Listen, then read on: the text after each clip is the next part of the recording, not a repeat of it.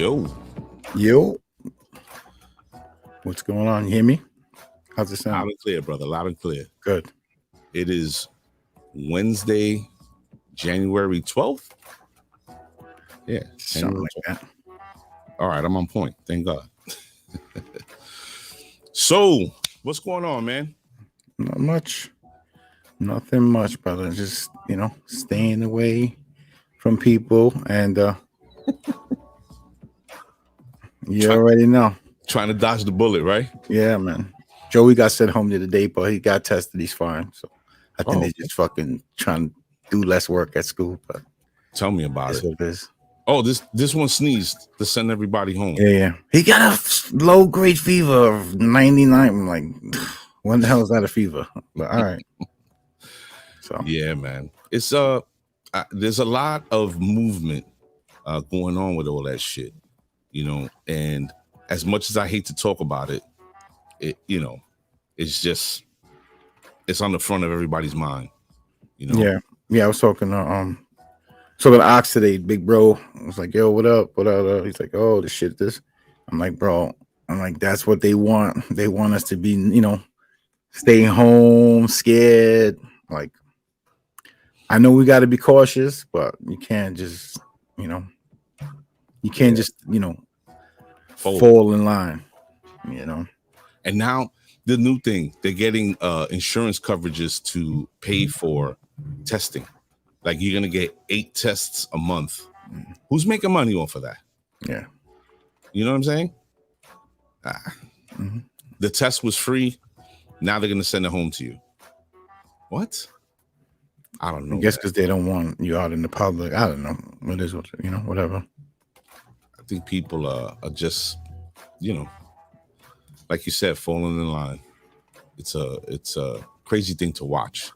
Mm-hmm. But brother, tonight we got a great guest. I think that this subject matter happens to be something that I do enjoy bringing to the format, and speaking to, because everybody we grew up with, even our own personal experiences, we all know somebody who's battled addiction. And me coming into contact with this woman, I just appreciated her honesty and how she spoke about her journey. So tonight the set's going to be welcome Miss Fay Owens to the set. She's going to come on and tell her story, and I think everybody's really going to be able to relate to this because, again, we have let me take this down. We family members, people we grew up with, friends, we all know someone. Exactly. We all know somebody in our life that has struggled with addiction. So we did a show in the past with Ricky Adorno from upstate New York and Mark David Valentin from Corona, Queens. And they came on and they told their story, and it was dope, man. To listen to them and then to see their growth and where they are now in their lives, and still going to meetings 15, 20 years later, and just reaching that realization, you know what I mean? And understanding that they wanted to change, yeah, it's a life struggle. It's not just, it's a day to day. So it never leaves you. Mm-hmm. I think that's the best way to put it. Like that struggle just never goes anywhere. Salute to my baby sis, Miss Noble Ricardo, my son Fools, Josiah and Asa, behave yourself. Salute to Leslie for coming in all the way from Florida. So yeah, man, I'm glad that we have her here tonight. I think everybody's going to be able to relate to her because, again, everybody knows this personality, right? And she's just one of those people that in who she is, you just go, damn, I know somebody like that. That reminds me of this person or that person, or Yeah, sure. And we all know someone, like we said. We've been around it on the block, growing up around it, families, whatever. We all know someone that's gone through the struggle. And it's not only, drugs, it could be anything. Yeah. There's sex addicts, there's everything, so. The funny thing is that people don't really view those other items as addictions. They just think that that these people are like Vices, like yeah, like playing lotto, gambling, drinking beer, womanizing, things of that nature. Oh, salute to the regular schmegular, Miss Angelica Reyes, and the sister returning, Miss Yvonne Rodriguez. Good evening. We see you. Yeah, ma'am. So we're gonna run this track, so yes, run the track. ladies and gentlemen, if you're in your seats, strap on, because here we go.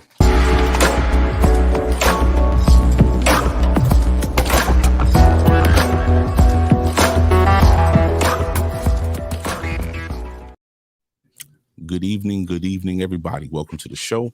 I'm your host, Mr. A.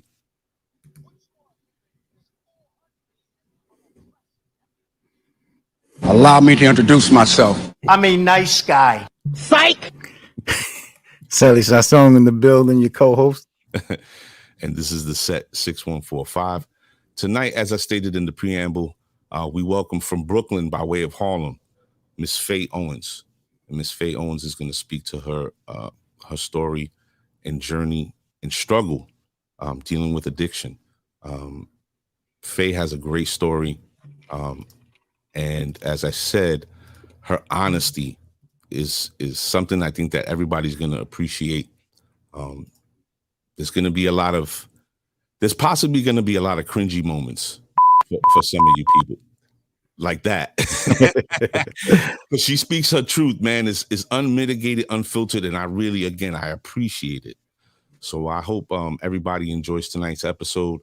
I know I'm going to have fun tonight. So, let's talk about this situation and, let's learn something about each other.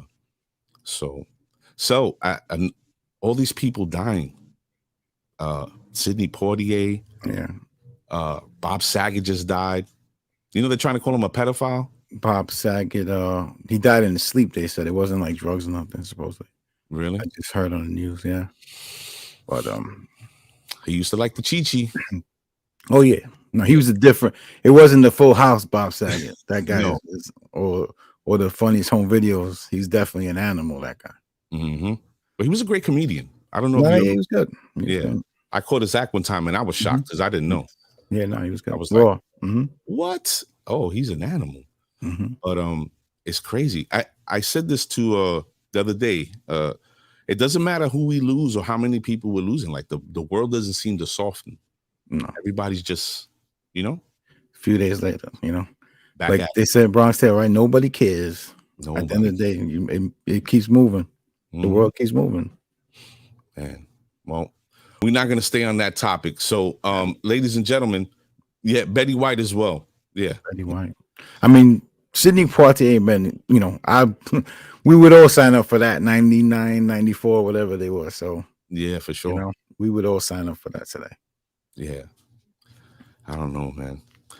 I just want to keep finding myself in a good space. I want you to maintain yourself as well so we can keep on doing what we're doing. But I think people really need to take a minute to step back and evaluate what's important to you, and start living like that. So speaking of living out loud and, taking stock of where we're at, let's welcome our next guest. The set welcomes from Brooklyn by way of Harlem, Miss Fay Owens. Fay. What's poppin'? What's going on? How you doing, Fay? Look, trying, staying above ground, God's will, right? For sure. It's the best I can do, That's what's up. So, Fay, as we always do on the show, we like to start at the beginning so that the audience can get an understanding and build a connection with our guests. And I know you're born and raised in Brooklyn. Why don't you tell the people what part of Brooklyn you're from, one, and two, what early life for you was like as a child? So I'm originally from Bed-Stuy, Brooklyn. I was born in Kings County Hospital. I'm the youngest of five, because I was born a twin. And all my brothers and sisters were 10 years older than me plus. I'm the darkest thing in my house. My son is even lighter than me. Um,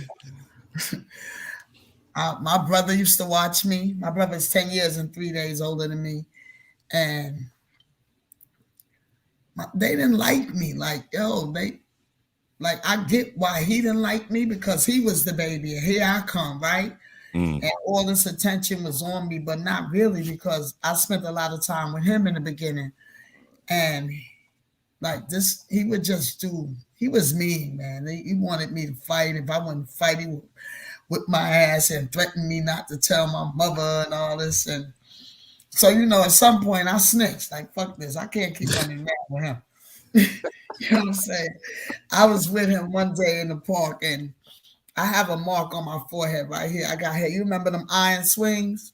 So the baby swing, I'm pushing it. He all the way on the other side of the park playing handball. The swing busts me in my head, right? So now all this blood is all over me. My mother beat him up and all that. So I went to the hospital, blah, blah, blah. And my mother was a number runner at that time. So, and Vanderbilt Avenue had a bar on every corner. And after that incident, I was subjected to adult behavior at a very early age. Like I would be in the bars and with my Shirley Temple, and you know how the bars was. They play that old nasty slow music and all them little nasty old men around there. My mom was just running numbers. So a lot of my time was spent with her, and because she ran numbers, there were hitmen involved and all that. So even though for me, that was normal though, right? Because that's what I knew, and that's what she knew. And I think that the resentment from my brothers and sisters came because they were born and raised in Pensacola, Florida. So whatever happened over there that brought them to New York was probably a culture shock for them. But don't take that shit out on me. Your mama was the one doing whatever she was doing. And my mother had me out of wedlock. She was married to this. Damn it. I hate when this freezes. That Wi-Fi. Come on now. Unfreeze. I have to be a Lucho phone episode. Yeah. Oh man. Faye, if you right? There you go. Hold on. There you go. Okay, so where so were yeah, we? it was. Your mom was had you out of wedlock. Yeah, my mother had me out of wedlock. So my dad is Jamaican. I'm mixed with Jamaican. I got a little Belize in me. Okay. And you only hear that when I'm very, very angry, which I try not to get to. No. And being that I was the darkest thing, my mother made sure I kept a pocket full of money. So, that's how I made friends, because it was different, but I don't regret it. Like my sister educated me. Like I seen the drag queen show at the Apollo Summer '62. So my sister, she educated me in different ways. So I got street smarts, and I'm also intelligent. And I think we moved from Vanderbilt down into Gowanus on Barnum Hoy Street, 423 Baltic Street. My brother still lives there now. And that was like a whole different playground, the projects, because I'm used to brownstones, right? I used to live on Baltic and Smith and Hoyt. Yeah, I'm 423 Baltic Street. So I went to IS 293.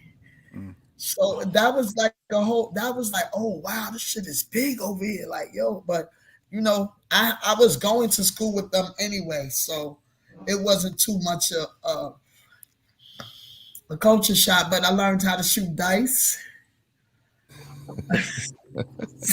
See, that's a Brooklyn thing for sure.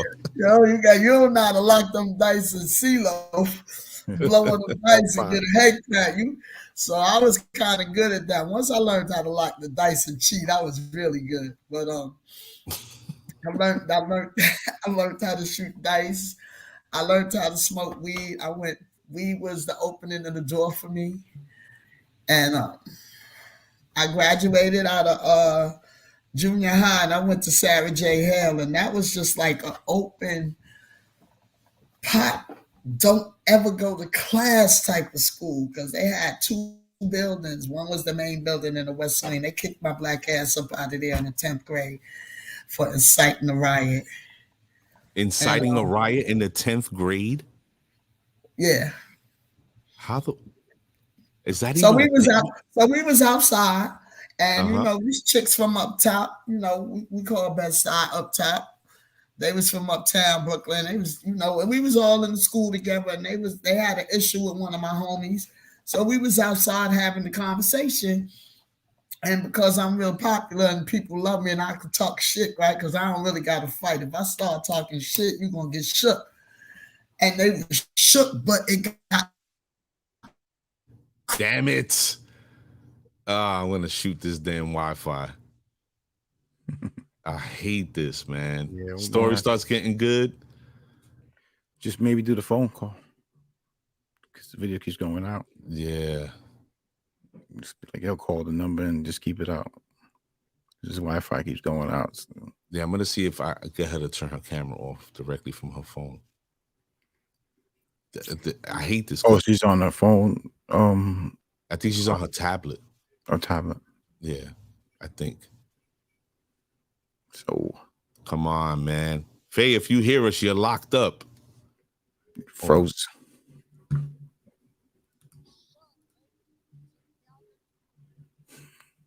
Damn it. Ladies and gentlemen, sometimes this happens with poor connections, and you know, it is what it is. Sometimes technology just does that to you. But let's see if we get Faye back in the room and continue the conversation. There she goes. Yeah, we're having there's an issue with your connection. I think that's what's going on. Let me ask you a question. My life is always an issue. Are you on a tablet? I'm on my laptop, yes. Okay. If you can go into what? Yeah, at the bottom, do you see mute, stop cam mic? You see those selections there? Yes. All right, hit stop cam. Click that. Did she freeze up again? You told me hit stop cam. Yeah, there you go. Yep. There you go. All right, let's try this. Maybe the video feed is causing the issue. So no face, just conversation. So you're outside, you're talking to these girls about what's about to happen because they coming over to start some shit. You over here, you know, being disrespectful to the homie, and he a god, so you know he paid us to terrorize her, right? So we outside around the corner on 3rd Avenue between Dean and Pacific, and once somebody pushed me, and once they pushed me, all hell broke loose. To the point the cab got flipped over. It was really, it was chaotic out there. So now the police come, and you know when you hear the police sirens, everybody break out and bounce. We out. So we all go to school the next day. My mother run numbers. She catch the bus at 10 o'clock. We in my house after she go uptown. We down in Brooklyn in my crib having a conversation about what's going to happen when we go to school and all that. So we go to school that Monday morning, and we in there, and one of my friends kicked the dean down the stairs. So nobody got no pause.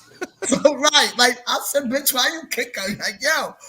So now they blame me for that shit, and they drag my ass into the office, call my mom and the other girl into the office and call her mom. So now they in there having this conversation, and nobody's, I don't know what happened to the dean. I wasn't there. I looked and she was down the stairs. I don't know what happened. I'm never telling.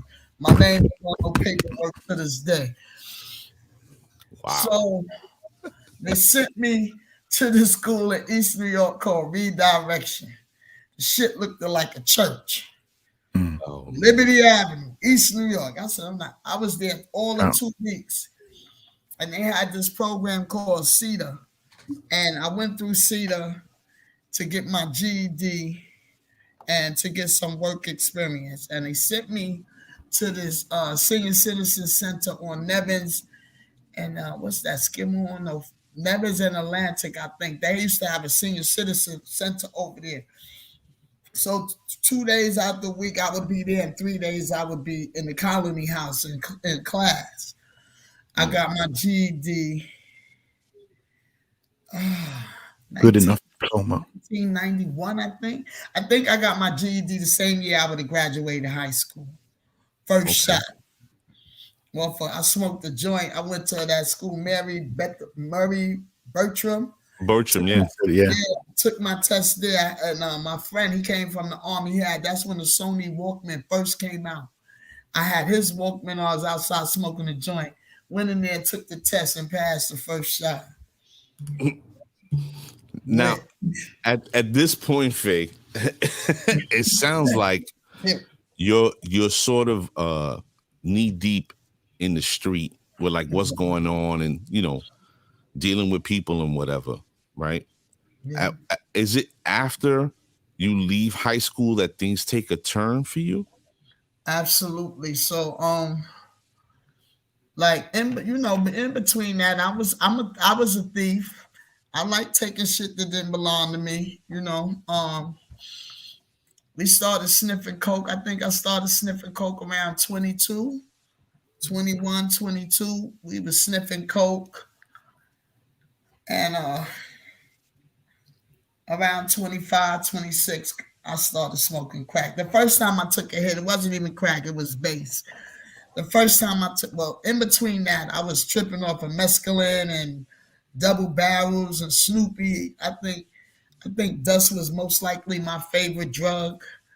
I didn't have to spend a lot of money, and I was high for long periods of time. But when I first took my first hit of base, I didn't feel it. I wasn't excited about it or nothing. And one of my friend's mother, they used to have this Pyrex glass with the bowl on the end, no screen, a little hole. You drop the rock in there, heat it up, and the oil sizzle.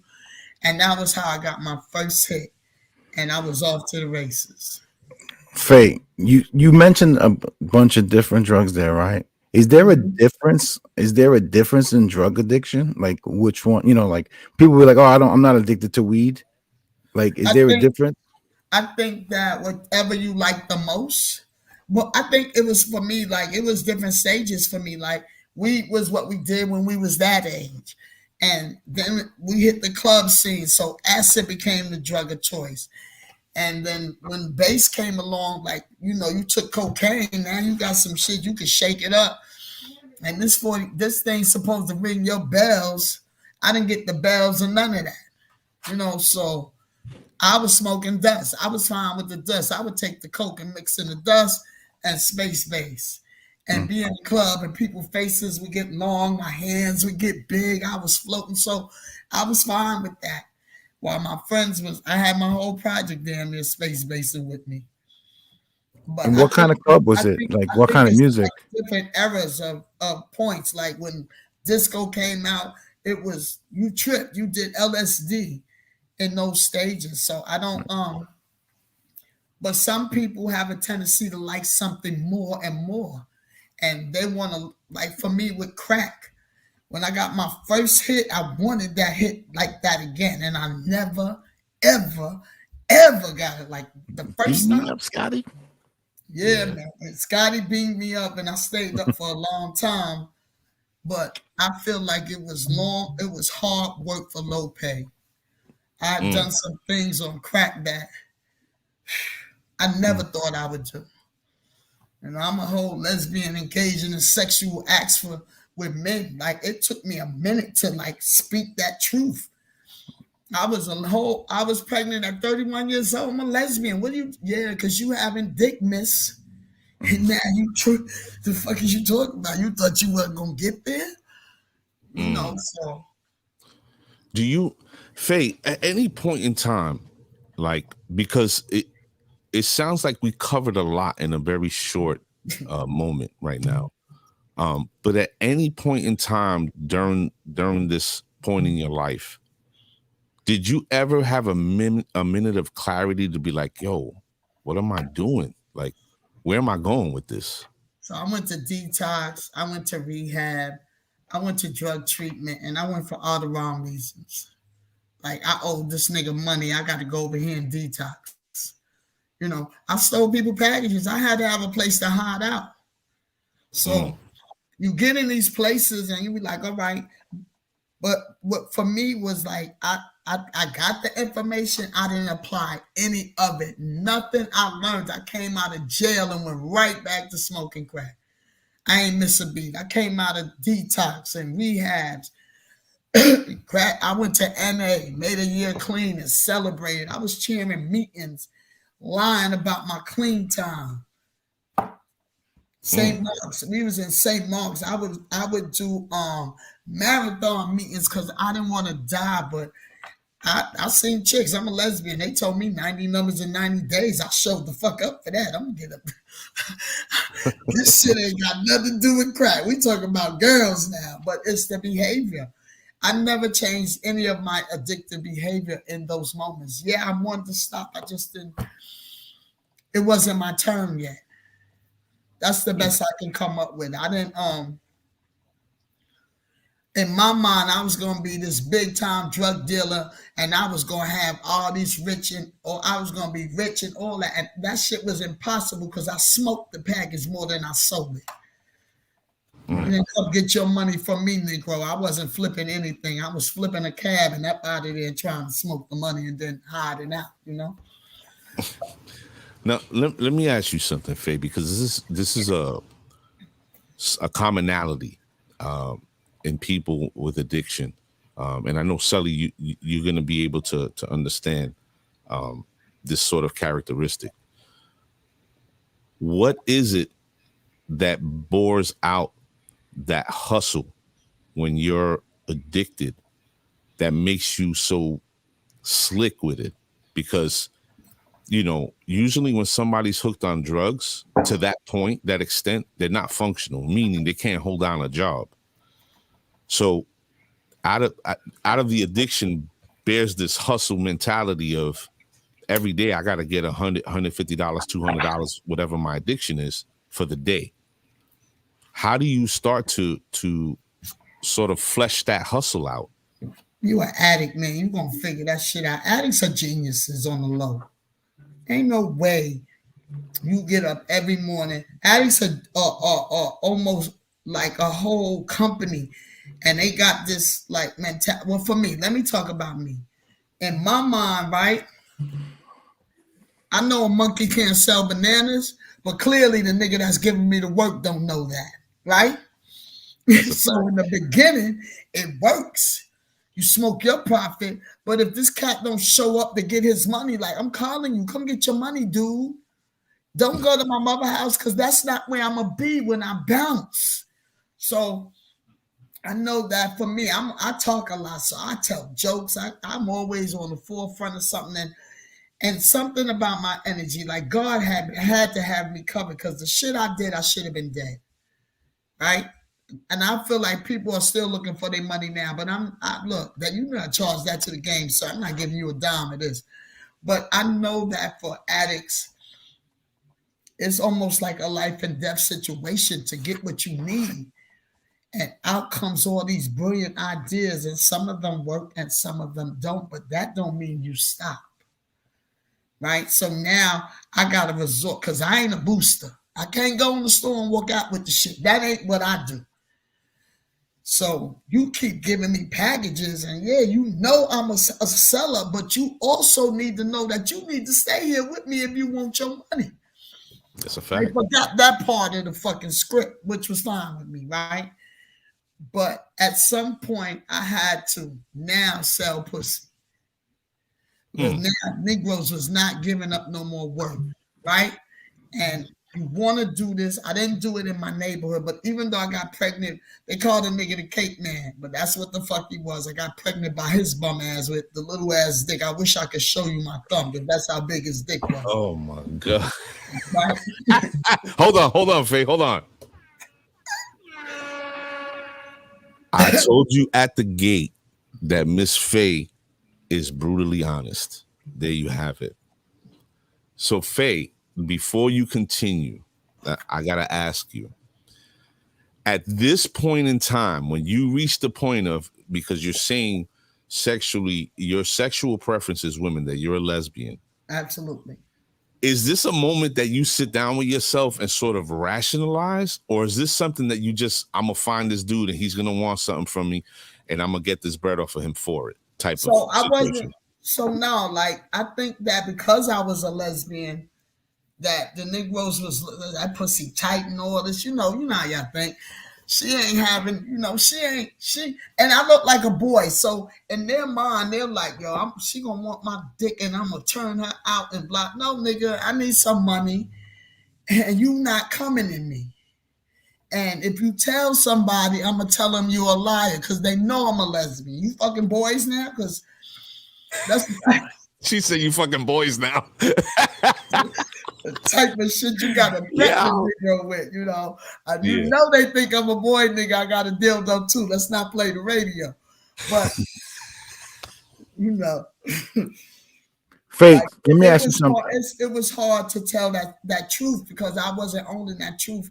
And I think the truth came out when I became pregnant because all that time, like I was sneaking around having dick to support my habit, and I didn't get trapped. And when I got trapped, I was in jail.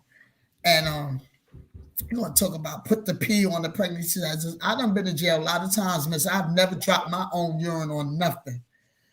And this big, gigantic, pink ass cross came back, and I was like, I don't know what color that shit is. And pregnant with my son, I wound up going to jail every 2 months. I never stopped smoking crack pregnant. And when I went into labor, it was my check day. And I wasn't going until I picked my food stamps up and my money. And my mother, we have Smith Street and Bergen. She want to go in Dr. Freeman's office and call, like, miss. Because I was doing prenatal. I was doing that. But my prenatal was at Beth Israel. But I kept, when I seen a show of blood, I've been around enough women in my life that I've dealt with that have been pregnant on my watch that I know a show of blood means I'm close to having a baby. So my mother leaves me in the house. I get dressed and all that. I come outside. The girl I owe money to has my car. We go to check cash in place. And my mother is in the doctor's office. Somebody call an ambulance. Look, miss, nobody got time for that. Get in the cab and let's go. And we get to the hospital. She gonna talk about don't give her no medicine. I said, I don't know why. Listen, put her out the room because I'm grown. Shoot me with something because this hurts. But I did tell him that I was smoking crack because I didn't want, I didn't know what might happen to what I was carrying, right? And they gave me that epidural. I was in heaven, baby. They talking about push. So I was laying flat on my back, and when I pushed, it wasn't working. So I scooted up in the stirrups and 2 pushes, and this white thing came out of me. I said, that is not my kid. What I'm talking about. This nigga, his father is not white. Surprise, motherfucker. It's not mine. And when they brought this Negro back, he was brown. I said, they done switched the motherfucking baby. Meanwhile, I'm losing teeth, so they got me on Tylenol 3. I'm in the hospital lit. It was crazy.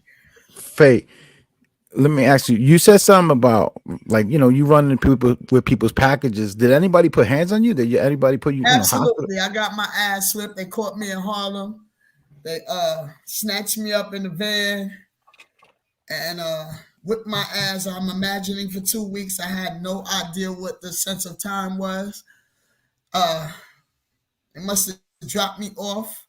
And when I came, I couldn't open my eyes. I had black eyes. I'm still suffering on my inside behind some of the damage that was done to me. And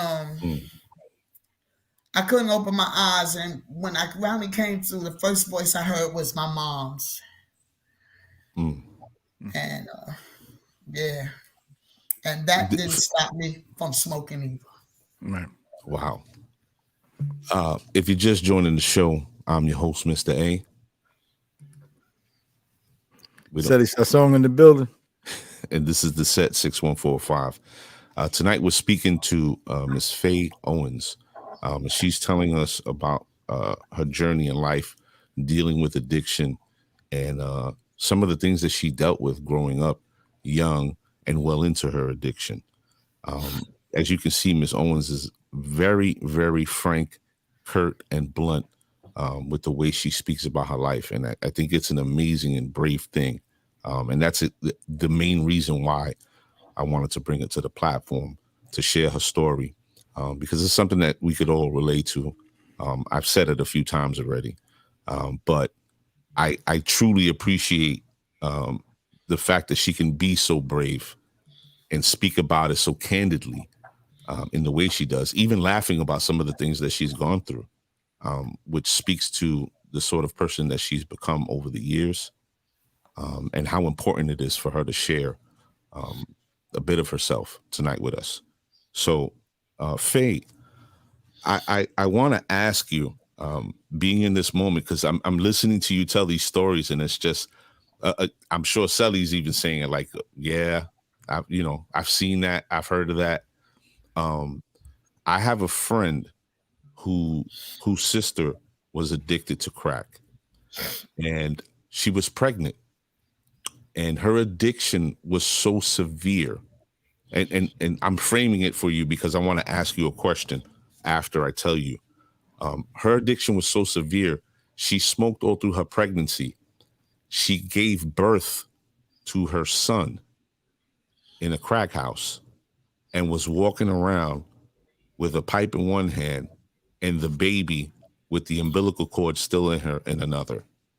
Wow. Now, with me saying that to you, was there ever a point in your addiction where you got that, like they call it rock bottom? Well, you know what? My rock bottom came. I was at Pride, and I made some money, going in people's pockets, a bunch of different shit, selling fake bud, all that, right? And I used to mess with this woman, lived in the Bronx, and I came back home, and we getting high and everything, and got involved in a threesome, all types of bullshit, right? And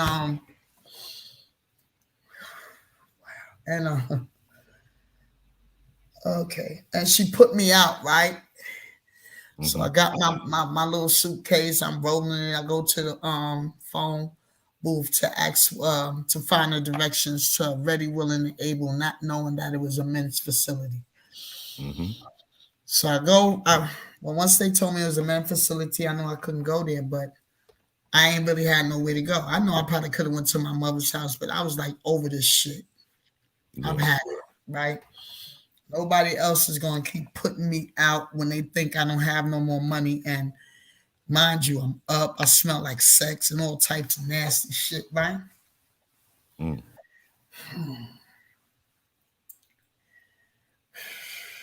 And take your time. I don't want to cry. No. Take your time. Take your time. And I went to a lot of different places trying to get help, and nobody was taking my insurance. And I called my cousin. I went to Phoenix House on 119th and 3rd Avenue, and they told me that I needed to detox before they would allow me to come. So I called my cousin. She lived in St. Nicholas Projects, and I went there, and I slept for 2 days. And on the 3rd morning, I went back to Phoenix House. They did an intake, and they transferred me to Phoenix House in Brooklyn. 2 weeks later, the chick that I was that put me out showed up there. So now I have all this knowledge of treatment. I'm sprouting the right words and all this shit, right? And we get caught passing. I done sprouted all this so profound shit. I'm not doing no contract, so we leave. And we wind up at Bronx State Rehab. And that's the beginning of my journey of not smoking crack. But that moment when she put me out was my rock bottom. What year was it when this happened, Fay? Oh man, I'm 59. You really want me to do something? I didn't ask you. You blew it up. I'm an old person. God damn you. You an OG. You an OOG. Yeah, right. 60 this year, God willing. So her putting you out, was it tough love? 40, 42, 43, around that era. I had to be about that old. Okay. Faye, her putting you out, was it tough love, or was it like you felt like her putting me out was being thirsty and thinking I ain't had no more fucking money. Gotcha. And I still had some. But the nigga that was up there, his pocket must have been deeper than mine. What I've learned that is I was messing with a lot of bisexual chicks that I didn't know was bisexual. Until the stunts started coming into play. I'm like, oh, so I gotta leave because the nigga here? Shit like that. But when she put me out that last time, it was like, I'm over this. I can't do it no more, man. Somebody's going to kill me. And I didn't want to die. So in that realization, she shows up at Phoenix. Y'all end up in the Bronx. And now I guess this is your moment of clarity. Well, I think my moment of clarity was that I had made a conscious decision to come on and try treatment, right? Because again, I had been in treatment before, so I know the language. I know what to say. I ain't dumb. I just didn't have no coping skills. See, you can say the right things, but if you don't have the what somebody said to me that I could survive my emotions, I still live by that today. Because I got high off of every emotion. And what was my main trigger would be a breakup with a girl. I break up with a girl, you can find me in a crack spot. I'm going to be in there smoking and crying. Right? I had an apartment. I broke up with the chick. I'm in my house playing all the slow shit, smoking crack, paranoid all over the place. Trying to wipe the walls with bleach, anything to try to come the fuck down. This shit was not working, man. You know, all of a sudden I got cat, so the fucking cat later looked like a rock. This shit, I can't do this no. Oh man, this shit got to stop, man. I'm gonna bust my whole heart doing this dumb shit. In the process of treatment, because there's layers to everything, you know, in the process of treatment, at what point do you start dealing with the psychological portion of sort of your addiction? Because everything, as I said, has layers. And to be an addictive personality and an addict, you have to start to confront things in your life that you never wanted to deal with. So I think for me, it was doing step work, right? I had to write this insanity down in my own handwriting, right? And then let somebody that don't know me read that shit. Oof. So now, because for me, it went like, my behavior was this. It was 1 crack, 2 crack, 3 crack, right? So I can't have that now. So it's 1 chick, 2 chick, 3 chick. That behavior is still there. And I wrote that because that's what I'm dealing with. I'm writing what I'm dealing with. This book asks you fucking questions. And I've never, ever done step work, right? I told you, they said 90 days, 90 numbers, and 90 bitches. That's what who is in charge of the basket? How do I get to be the person that is in charge of the basket? Shit like that, right? I didn't want to use, man. I really didn't. And I had to do what was necessary. And I was put in a position that what I learned, I now have to apply. And when my girlfriend broke up with me within my first year, I put on my Sunday's best and I sat in meetings and I fucking cried. And I talked about it. And I've never, ever done that. I got chills. I've never done that. I break up, I know where the crack spot's at. And if I don't, I know who's still smoking.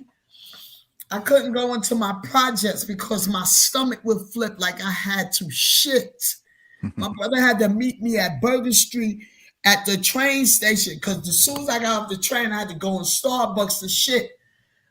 For 2 years, I couldn't go to my mother's house. So, yeah. The step, like you said, the step program, is that Does it differ with each individual? Like works for you might not work for someone else? Well, yeah, because so if you don't do no step work, you're not gonna survive. Cause you still got all this garbage in you, right?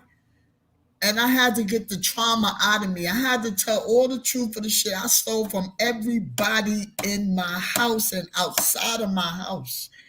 And I'm not the person that's going to cop to it. I'm sticking to this fucking lie. I'm in denial. Don't even know I am lying. Denial, right? And in order for me to get better, I can't think like that.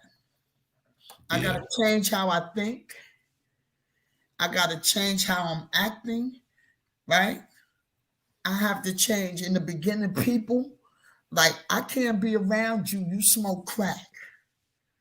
That's not healthy for me. I'm lining myself up. So if people don't do no step work, then they walking around with all that trauma from past, which will if you can revisit that shit any day now. You can go back. You on the arm's length away. Now, I don't make meetings, but I got a group of people that tell me the unadulterated truth, whether I like it or not. And then I got a therapist. I got good insurance. I'm going to talk to this bitch over here because shit going crazy in my mind. The sign is upside down for a reason. That's the one place you can't escape. And I think that people... You take you with you. Everybody know I take me. That's the thing. People don't realize that when you're dealing with addiction, and I know there's a lot of people in the room that have family members, friends, people, within arm's reach. Addiction goes everywhere with you, and you can't escape your traumas unless you confront them and account to them. You know what I'm saying? Yeah, you gotta be accountable. And the step work that you're speaking to, which people may or may not understand, this is all a part of the journey, right? Absolutely.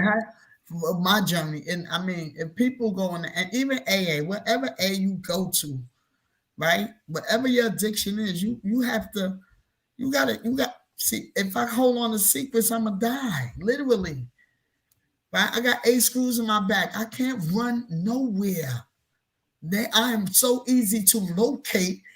By the time I get a good bend down and get your shit, you done caught me because I ain't moving like I used to move, right? One, you don't catch me, you going to catch my brother because niggas is putting family on the list today. Family used to be off limit. That shit no longer applies in this generation we're living in. Nope. So addiction takes your whole family down in more ways than one, right? And yes, it does. If you don't do no step work, you gotta get it out of you because if you carry that, you are doomed to repeat your behaviors. And if you prepared to go ahead, they told me some people got to live in order to die. Some people got to die in order to live. I truly want to live. So people are dying. God bless you. Rest in peace. But I earned my seat. I earned it. And I keep it by noticing when I'm off track. I came home from the hospital and my friend asked me, did I think about getting high? I didn't even know what the fuck she was talking about because resolution for me does no longer equal crack. I'm saying, get off of what, bitch? That whole wheelchair. What the fuck is you talking about? But I'm angry now because I don't know what you're talking about. Right. And she said crack. And I'm like, crack? Come on, man. Like, I have crack dreams, but when I have crack dreams, I know if something in my life is off balance, right? And nobody knows me better than me, except God, right? So my thing with me is as I end my day, I always try to just, even if I write what I did today, so I could see what I did today in my own writing, right? No lying. Self-inventory. You got to take your own inventory, right? So now I'm saying to myself, so bitch, you was over there mistreating someone, maybe, right? You got to make amends for that. So tomorrow I need to be slightly better than I was yesterday, right? If I wrote down my day and I said, oh, see, I talk smack all the time, but everybody may not be built for that. So I got to adjust my conversation according to who I'm talking to. And if I've somehow hurt that person, then I need to apologize, whether it was in humor or not. So, yeah. I think that concept applies to a lot of things in life, right? Like your weight, anything. Like, what did I eat today? Keeping a diary, a journal of yourself, of your day, and improvement. I think that's definitely a key factor that you could go back and look at. So, kudos to you on that. Yeah, because people like to write when they're sad. I just like to write. I had to write my autobiography in treatment. I was like, these bitches is asking for too much because some shit I wasn't ready to let go just yet. How's the shit at Macy's? What the fuck is this found for? No, bitch. This not. It didn't say that in none of the paper. It didn't say none of that shit in the intake paperwork. Fay, I think it's interesting that we spent the last 5 minutes or so speaking about accountability. Because I think the one thing that addiction and addicts have a hard time with is that accountability. You don't understand what you do because you're so driven to satisfy the urge of your addiction that it doesn't matter what happens. It doesn't matter that you hurt your family. It doesn't matter that you disrespect them. It doesn't matter that you destroy relationships. Everything doesn't matter. But to then become sober and have to sit with what you've done and hold yourself to account. It not only applies to addicts, it applies to people across the board. And I think it's important that when people are hearing your story, or I've heard stories of people we've had on in the past, that's something that should ring true with them too. You don't necessarily have to be an addict to treat somebody like shit, right? Or have empathy for the person that you're doing wrong. Yeah. And addiction and addicts, what I find comes across very strongly is that empathy and accountability. Listen, I'm sorry that I did that to you. I'm sorry this, that.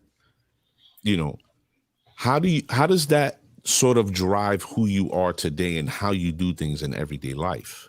I think it's my actions that speak louder than my words. You could tell a person that you apologize to the sun. You could drop a plate on the floor and pick it up. It's still broke, right? It ain't fixed. That apology doesn't necessarily fix anything.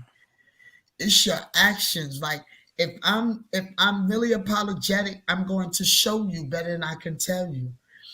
I'm not shooting for perfection. There's no growth in that. If I don't make a mistake, how do I learn? Now, if I go back and do that shit again, then it's on me, right? But I'm people say be careful what you pray for, because when you pray for stuff, it'd be like, all right, I need all this money, or I need to have patience with somebody. God put you in a position to have patience. You don't get the patience. You get put in that position to exhibit the patience. It's that action. You could walk, you could talk the talk, but if you ain't walking the walk, man, then you stunting for the crowd. This ain't the gram, nigga. This real life. Say that shit again. This ain't the gram. You can't, you know, I like even having like I know certain people are waiting for me to smoke crack. I don't care what you wait for. Hold your breath. You're going to suffocate because I'm not going there. I'm a firm believer that there's a born date and a death date, and it's what I do in my dash that makes me who I am. You're going to talk about that when I die. Start off with the crack story. You came in with it. So I live my life according to my dash, right? And yes, I am something about my energy and my spirit draws people to me. And I don't lie no more. Not because I can't. I just don't. You might not like what I say, but don't ask me no shit. My friends know to not ask me anything. Don't ask Fay. Yeah, but that's a beautiful thing. And Sally, this is something that I think that we constantly talk about behind the scenes. You know, don't tell me what I want to hear.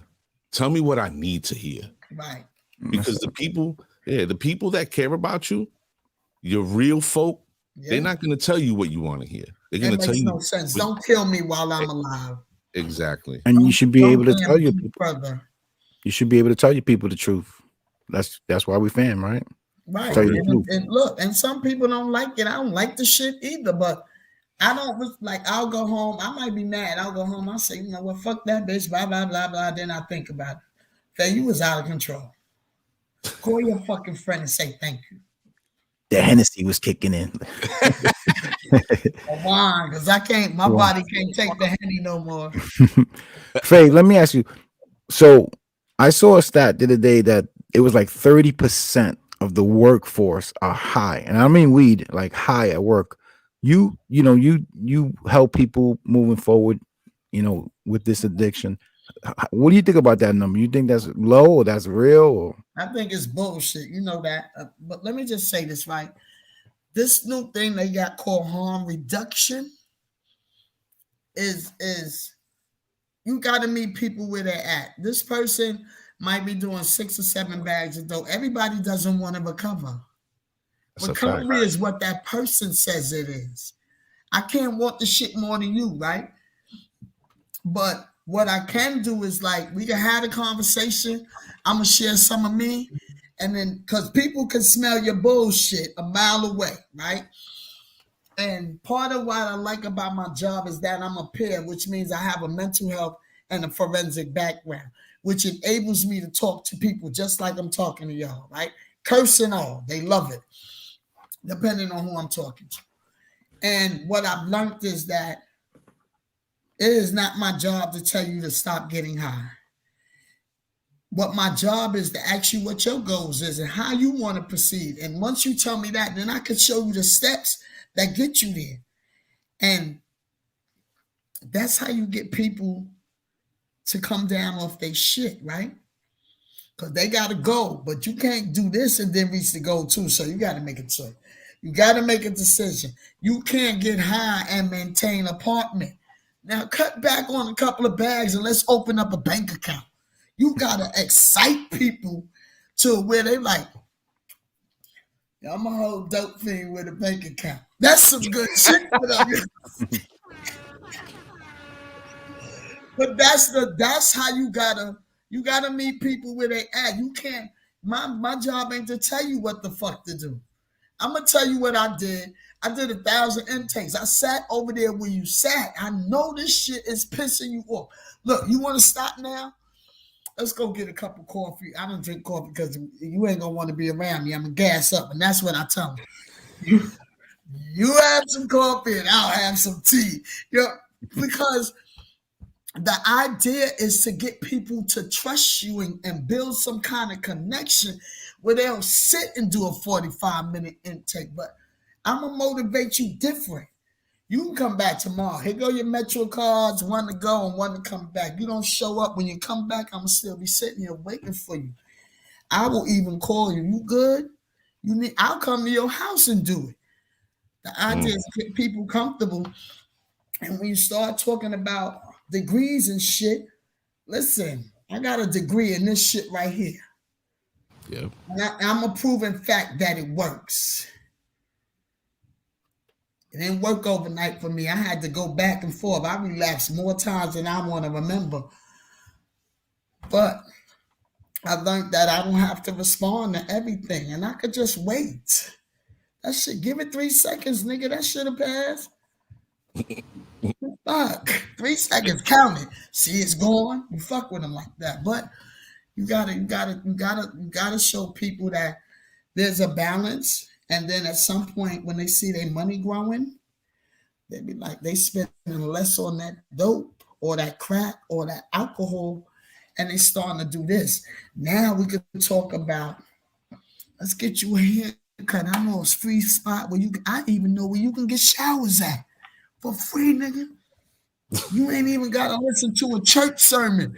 You know what I'm saying? You got to have that kind of information on deck, because that's what the fuck I needed to hear. Look, nigga, I don't want to hear the Lord's Prayer today. You know somewhere I go wash my ass without them putting a Bible all down my throat, because you know God don't like these views.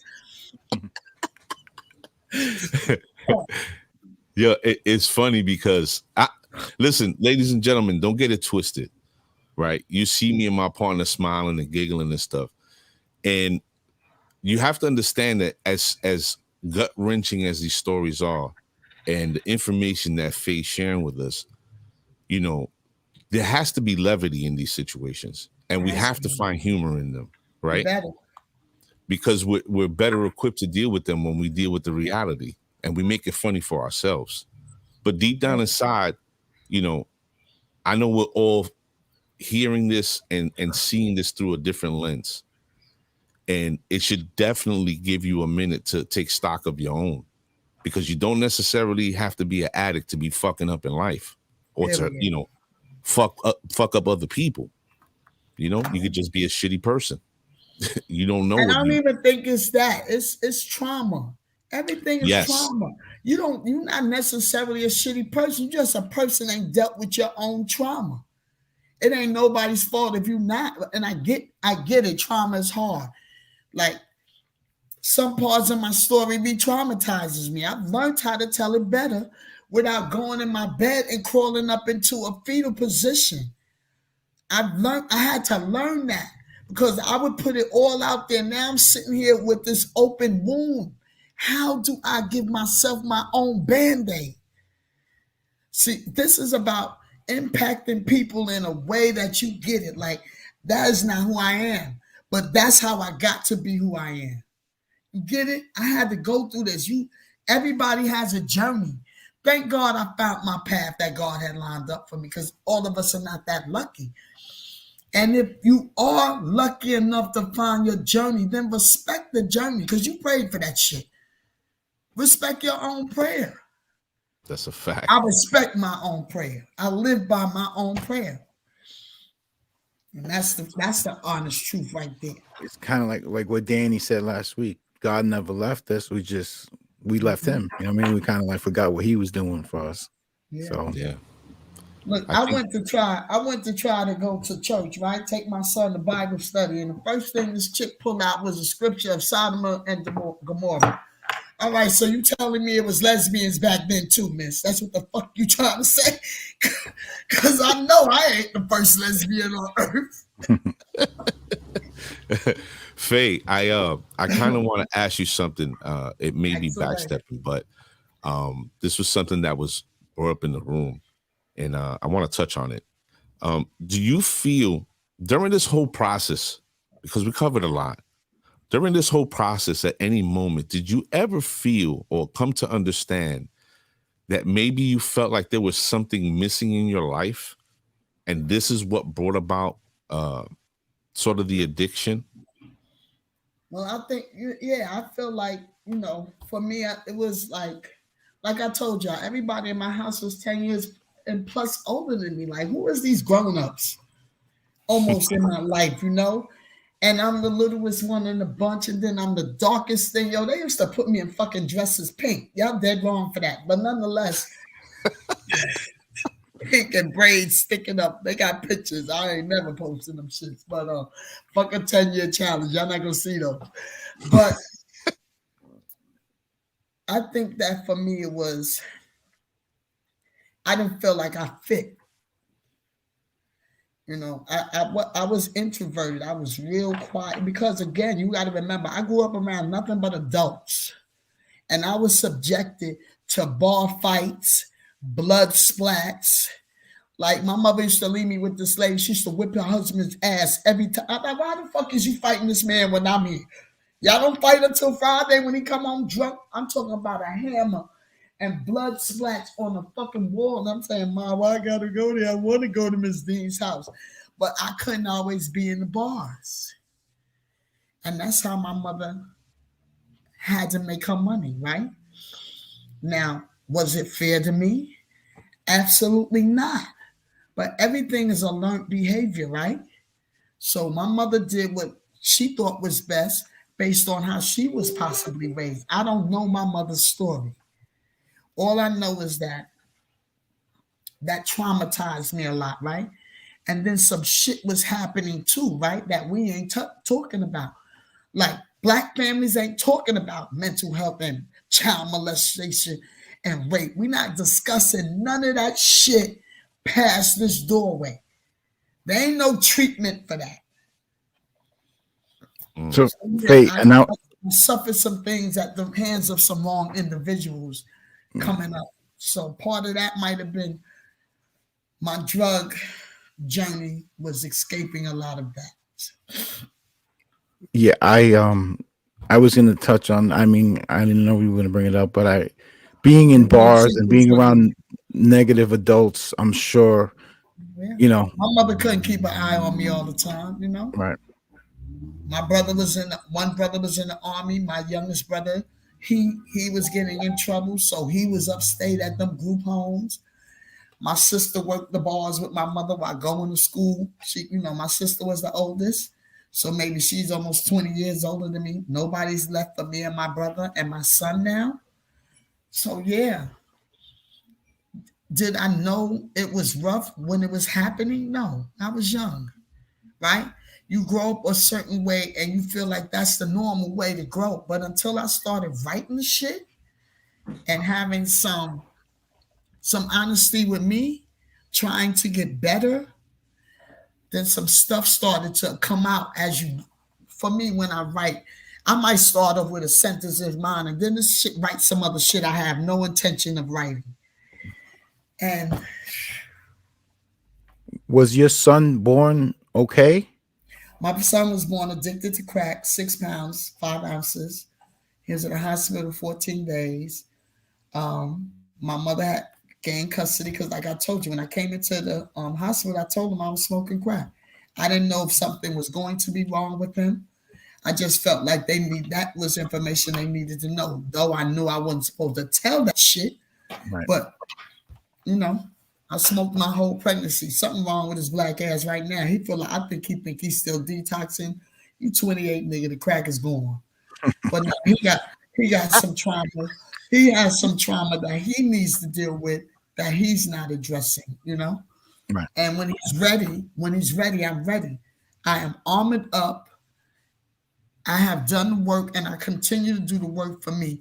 And whenever he's ready, because I'm at fucking fault. I'm going to own that 1,000%. He was in the system 6 years. Even though I went to every court date and every visit, I still fucking used until I said, Right. Yeah. So when he's ready to have the discussion with a mediator, because he has these explosive moments, he's bipolar. Nigga, you need some meds. But until he's ready to have the conversation, you're not going to disrespect me every time you think you're having an episode. But nonetheless, I know that a lot of it is trauma. Doesn't give him a gateway to be disrespectful. But that's what it is. And I understand that.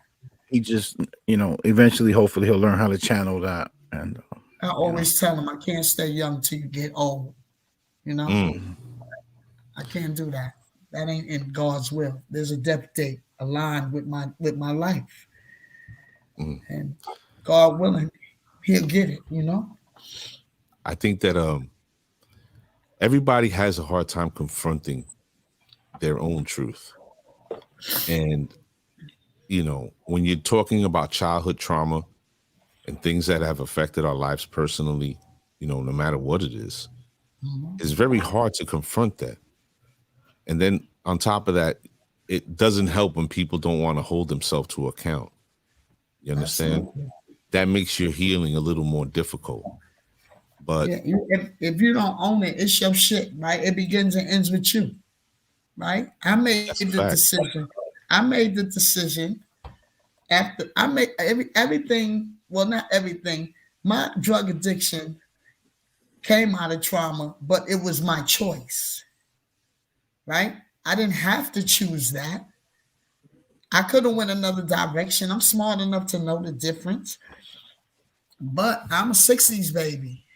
Where was the help? My mother wasn't available for that. My nephew, I took him to the G building. That was what they considered help. Wow. So that's not help. And help is see, I don't help people. I assist them. Help is a crutch. I'm not help because help means I do all the fucking work. I fucking love this woman, son. The Oh, honesty is just no, off I'm the going hook. to assist you in your goal because if I help you, then I'm doing the fucking goal. No, Yeah. that's not how this shit works. So yeah, I walked in a meeting and I told my truth. I'm an addict and I need help. Now you cannot delegate the fucking help. You can't tell me how to help me, right? I can't tell you how to help me when I'm the nigga that goes outside to smoke crack and then come back in the meeting tweaking. That ain't no. Wow. I can't. You can't delegate how somebody's supposed to help you. This is what the fuck you need to do to get. They told me to sit down and shut the fuck up. This is so new sensitized treatment. This is why these people running around crazy now. They got cell phones to treat me. I ain't had no fucking phone to treat me. They got fucking computers in jail. Nigga talking to me on the video. What? You got a laptop? The fuck out of here. I ain't getting none of those. Nah. What? No. Do I want to go to jail now because I can get a fucking laptop? Absolutely not. But I'm just saying. I don't believe the sensitivity of these fucking places, man. That's not how I was raised. So I think part of it is why I'm so blunt, because they gave it to me blunt. And I needed it blunt because I'm slick. I will out-talk your ass and talk you right into smoking with me. Sell a fish to the fish market. Damn. Yeah. That yeah, hustle. I'm good like that. Faye, let me ask you this. If there's anybody that's watching that may be dealing with addiction, or a family member or friend that's dealing with addiction, what do you think is the best words of advice that you can impart to them? So I just want to tell you that addiction affects a whole family, right? And the addict is always looking for a way to get you back into their way of thinking. So my suggestion is to cut the addict off. You have to. And pray. Because nobody gets clean for you. I didn't get clean for my son. I know my mother and the whole church prayed over my black ass. And until I was ready, then I was ready. And the hard fact of the matter is, for me, I didn't run to my mom's a lot. You know, I didn't want to bring my destructive behavior in her household. But I did now. Don't get it twisted. I smoked crack in my bedroom with my son in the crib. But you can still love the addict. You don't have to carry the weight of that addiction, because that's not you. And you gotta believe that person, the addict, is gonna show you just who the fuck they are. And you'll know if that person is using or not. If you have enough experience with your addicted family member or person you love, or whatever the case may be, it's always an action that speaks louder than words. And they gotta show you. But you when I say cut them off, I'm not saying give up. I'm saying free yourself. Because addiction takes down a whole family if you continue to let that addict invade that space. They got to go, man. It's either you or them. You go to the barbershop enough, you want to sit in the barbershop long enough, you get a fucking haircut. And you didn't even need one. You didn't need a haircut. The fuck you in there for? So that same thing applies to an addict. Don't let them in your house. They stealing shit, Miss Stirs. They looking and they are taking inventory, and they sitting in there like, yeah. That you want to feed them, give them a plate at the fucking door. Because the addict Tell your story, walk.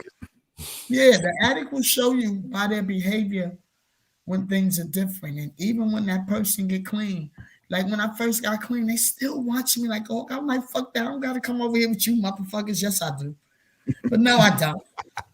Fuck, I'm going to show y'all. No, nigga, I live my life according to the rules I have now put in place for me that benefits me. And sometimes family gets cut the fuck off. Including my son. Listen, you want to act up, nigga, go over there. Go over there. I got a nice wooden cane. I will hit you in the back of your fucking legs. Fucking Negro. I told him the other day, you've been fucking up my money since you got here. So yeah, but you can love you can love that person. You just can't. That person can't be in your circumference until they get it right. And I would suggest 3 years before I would believe it.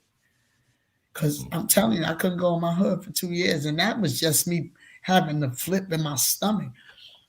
But 3 years, if you doing right, 3 years ain't gonna bother you. You do that shit on your head. You did it in jail on your head. Same shit applies in the street.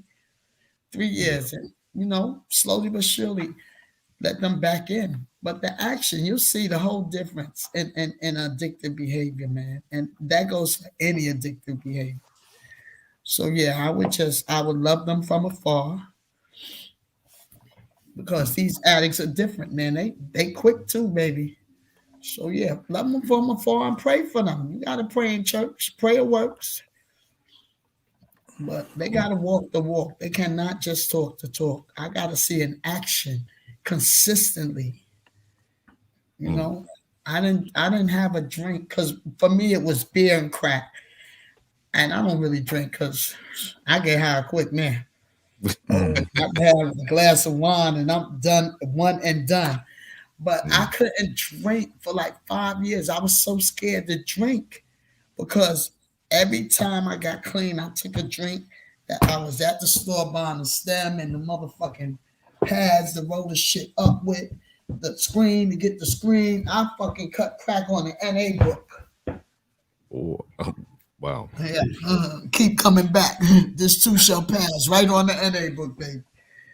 Light it up, scraped it up with the razor and all that. So it's a process, man. And like anything else, you gotta mumble before you talk and you crawl before you walk. And that's the same thing that applies with addiction. You gotta shut up and let somebody show you the way.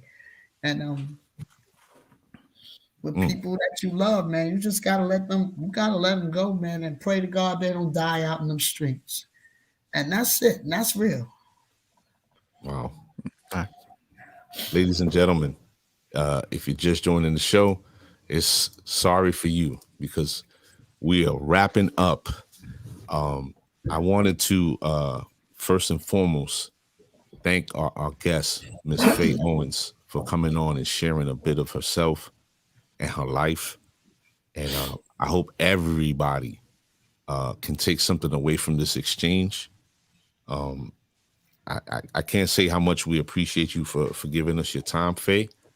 Absolutely. Anytime, man. And we're gonna have to have you back at some point for a round table because no, I'm dead serious because there's a couple of other things that we like to do with this topic. So we definitely want to put a pin in that. And we're gonna tuck you away in the green room so we could close out the show. Okay, but, excellent. I really wanted to thank you again for giving us your time and just being so real and honest about your life. And it was amazing having you on. So right quick before you cut me off, right? Mm-hmm. So 15 years, almost 16 years, 8 screws in my back. I'm grateful. I swear on everything I love. I'm grateful to God. And I am totally grateful for the set 6145 because Mr. A, man, like Instagram moment turned into this. I so appreciate this. I really do. And when you're ready, man, you got my number. You know me, I'm open for business. Yo, I love it. I fucking love it, son. Hey, thank you so much. We appreciate you. Absolutely. See, Sasson. Yeah. No. Okay. Bien. Tiene que ser bueno. All right, Fay. We're gonna tuck you away, close out the show. We'll speak to you in a second. All right. All right, cool. Ladies and gentlemen, Miss Fay Owens. Just like she said, a moment on Instagram turned into this moment here. And this is the entire reason why I wanted to have her on the show, because she just, there's no filter. And, I could appreciate that. Right? Anyone who would come to her for help would appreciate that also. Right? Yeah, man. That real shit. I was like,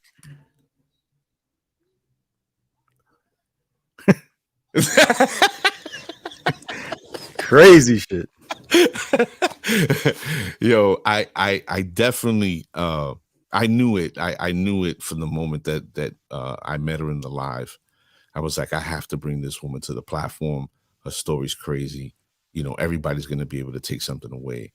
And hopefully in the future we can get this around. I already have an idea in my head. We're planning once a month, right? Anyway, yeah, right? Yeah, we want to visit addiction. We want to definitely get back to it. This is our roots, real people telling real stories. And we want to continue to do that. So if you enjoyed the show tonight and you haven't subscribed to our YouTube channel, what are you doing with yourself? Get over there, like, subscribe, hit the notification bell so when we go live, you'll be notified. Share. And appreciate this work we're going to continue to be putting in, you know? So any last words before we get up out of here? You already hit it. Ladies and gentlemen, Pause. Ladies and gentlemen, that's our show. We'll be back next week with another banger. Make sure you tune in, and we'll see you next week.